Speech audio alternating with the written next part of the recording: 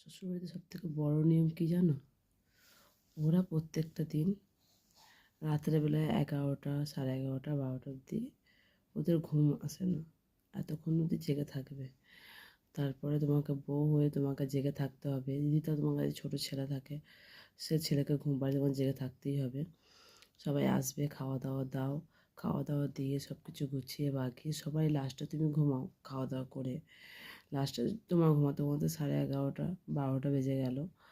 উঠতে বা যাই হোক 12টা বাজবেই। ঘুমাতে ঘুমাতে তুমি যদি ভাবো যে চলো আজকে একটু দেরি হয়ে গেছে, তো একটু দেরি করে উঠবো, 7:30, 8টার মধ্যে ঘুম থেকে উঠবো, সেটা কিন্তু করা যাবে না। তোমাকে কিন্তু 6টার মধ্যেই উঠতে হবে। কেন 6টার মধ্যে তুমি যদি না ওঠো, তোমাকে উঠে সব কিছুটা বাইরের যত কাজে তোমাকে করতে হবে। করার পর তোমাকে চান ফান করে তাড়াতাড়ি খাওয়া দাওয়া বানিয়ে তাদের জন্য আবার নাস্তার টিফিন তৈরি করতে হবে। টিফিন তৈরি করতে হবে। তারা একটু দেরি করে উঠলেও কোনো ক্ষতি নেই, কারণ তাদের মাথা যন্ত্রণা শুরু হয়ে যায় যদি তাড়াতাড়ি উঠে যায়। কারণ রাত্রে যেহেতু দেরি করে শুয়েছে, সেরকম তাড়াতাড়ি উঠলে তো মাথা যন্ত্রণা করবে, শরীর খারাপ হয়ে যাবে, মাথা ঘুরবে, চোখ জ্বালা করে তাদের জন্য, শ্বশুরবাড়ির লোকের জন্য। আর তোমার জন্য তোমাকে তাড়াতাড়ি উঠতে হবে। তুমি যদি তাড়াতাড়ি না উঠো, রান্না খাবে কী করে ওরা? তোমাকে তো একটু রান্নাটা করতে হবে।